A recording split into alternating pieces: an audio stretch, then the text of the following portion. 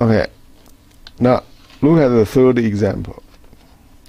The third example is y equals 1 over x minus 1. What is the domain? Everyone knows. Domain is denominator cannot be 0. So you know x minus 1 cannot be 0. Plus 1 on both sides. Then you cancel this positive negative 1. So x cannot be 1. Okay?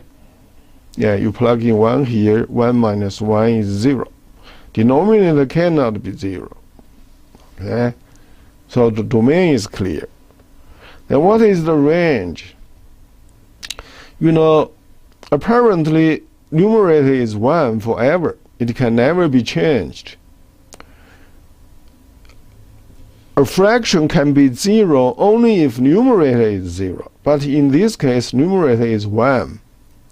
So that's why 1 over x minus 1, it can never be 0 because numerator is not 0. So in this case, the range is y cannot be 0. Okay? Okay. But y can be anything else except 0. How to find out the inverse? Again, 2 steps. Solve for x. Isolate x. Isolate x. You see y equals 1 over x minus 1. This is the original one.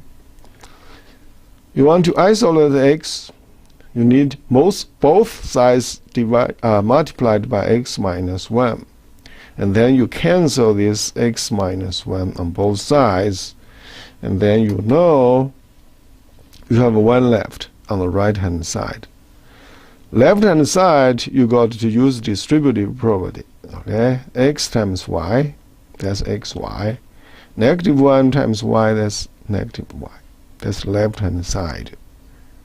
Again, solve for x means isolate x. So you want to add y to cancel this positive negative y. And then x times y will be equal to 1 plus y plus 1. Or here is 1 plus y, but you know that's also y plus 1. Okay? Now, to isolate x, you want to divide y on both sides. Then you know you may cancel this y and this y. So x is on the left-hand side. Right-hand side, you see y plus 1 divided by y. Actually, this y divided by y over y is 1. This 1 divided by y is 1 over y. Okay, so it's actually 1 plus 1 over y. That's the one right here. So you have solved for x. You isolated x from other things. Now you can see you want to do step 2 is exchange x and y. Okay, so here is x. Replace this x by y. And then replace this y by x. So this is the final answer. Okay? The inverse, final answer.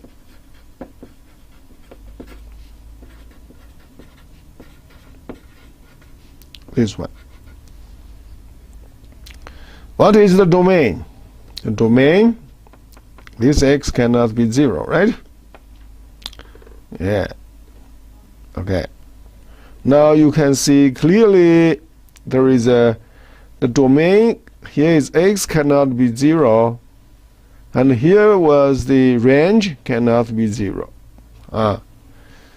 So here the domain of the inverse function is actually the range of original function. And here is that the range of the inverse function is the domain of the original function. Why here y cannot be 1? It's because here the domain x cannot be 1. You see here clearly. Okay? You see x cannot be 1. That's because You plug in 1, you made the denominator 0. So that's why x cannot be 1. Y cannot be 0. So here until this far, from here to here, x cannot be 1. Y cannot be 0. Once you replace this y, because this y with x, so then their x cannot be 0. That's the details right here. Okay? Okay, so here you have a y cannot be 0. Okay? X cannot be 1. So right here is, you see, x cannot be 1. Again, it's because of this denominator, x cannot be 1. So here x cannot be 1. If x here cannot be 1, when you replace this x with y, then y cannot be 1. Okay? Yeah. So that's the reason here y cannot be 1. Okay? Apparently, look at this. You can also use the same explanation. X cannot be 0. You see, y cannot be 0. Y cannot be 0. Replace this y with x, then x cannot be 0. But also look at this expression. X is on denominator. X cannot be 0. Then from this expression, can you also tell y cannot be 1? We do. It's because what? 1 over x cannot be 0. Then a non-zero number added on 1, you always get a value which is not 1. Okay? It's because numerator here is not 0. Then you never get 1 over x is 0. And then a non-zero number plus 1, you always get something different from 1. So y cannot be 1. So there are two kinds of explanations right here. One, it goes that through this expression up to here. Another is that look at this expression, you will find out. Okay?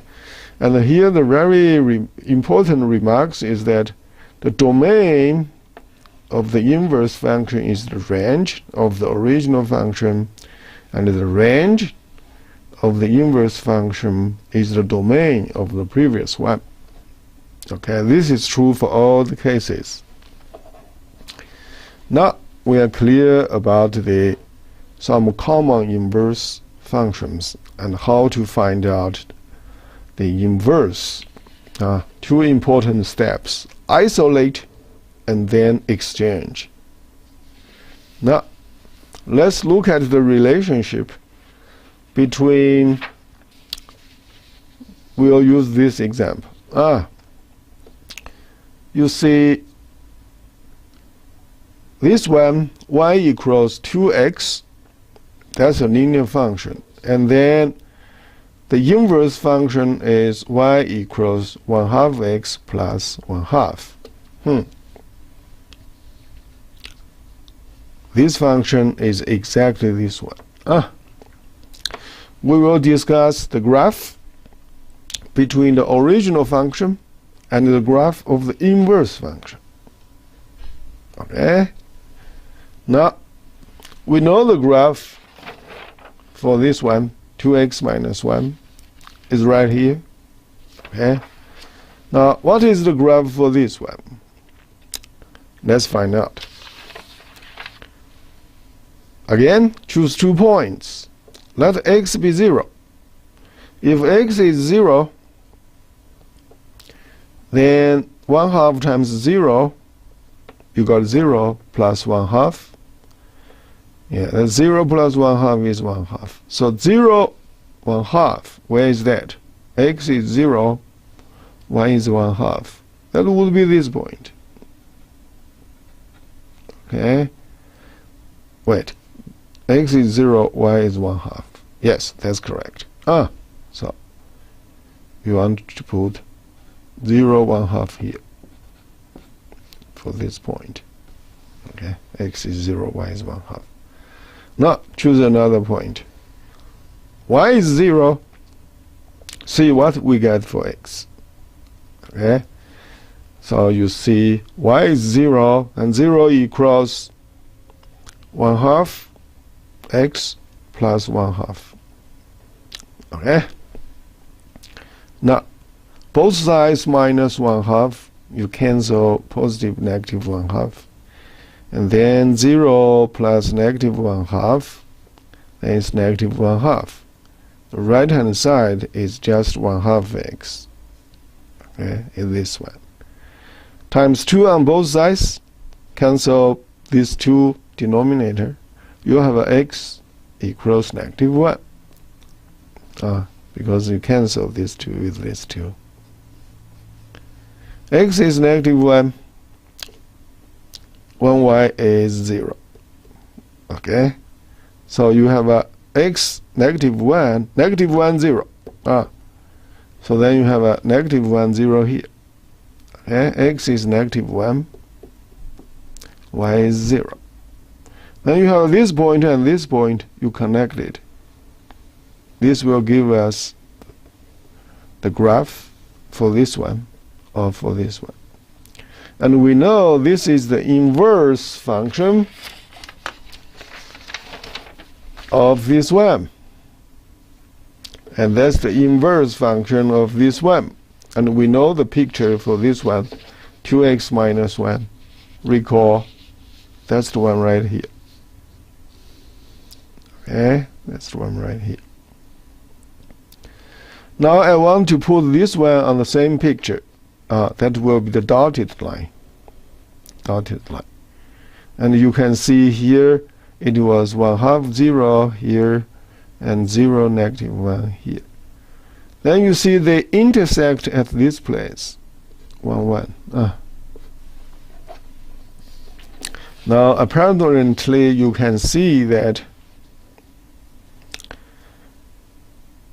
this is the original graph for the linear function, y equals 2x minus 1. This one is the graph of the inverse function, because this is the inverse of this one. Those two graphs on the same coordinate plane, you can see those two graphs are symmetric with respect to y equals x, this one. That means if you flip it based on the y equals x axis, you'll get this one. If you flip this one based on the y equals x, you'll get a different one, another one. Okay, so you flip it. Okay, so this is true for any cases. So here is the conclusion. Okay, this is what I wrote, that inverse function, this is the inverse function of this function 2x minus 1. This is what I wrote. Then the general conclusion is that the graph of the inverse function of a given function, right here you see the graph of the inverse function. This is the inverse function. This is the inverse function. The graph of the inverse function. And the graph of the original function, that's the graph of the original function, are symmetric with respect to the line y equals x. This is true for all the cases. You see, previously we had those two examples. Okay, those two are invertible. Okay, this one has inverse function. This is the inverse of this one, and this is the inverse of this one. Actually, you can also say this is the inverse of this one, and this is the inverse of this one. Okay, you know the domain and the range. Okay, for that. And you know the picture for this one. Okay, y equals radical 2x. That's the picture. If you draw a vertical line, y equals x, if you flip it based on the equals x, that line, you will actually get this one. That's actually half of the parabola. You got to try this one yourself. Try this one yourself. Okay? So in this lecture, we have talked about how to find out the inverse, 2 major steps, and how to draw the graph of the inverse function, and we find out, right here, the 2 graphs are symmetric with respect to y equals x. That's a general conclusion. Okay, and then we also talked about the common linear, the common one-to-one functions. Linear function, radical function, y equals 1 over x. Later on, you will see the exponential and the logarithm functions. One is the inverse of the other. Actually, that's the purpose that when we need to talk about one-to-one function. Okay, I'll see you next time.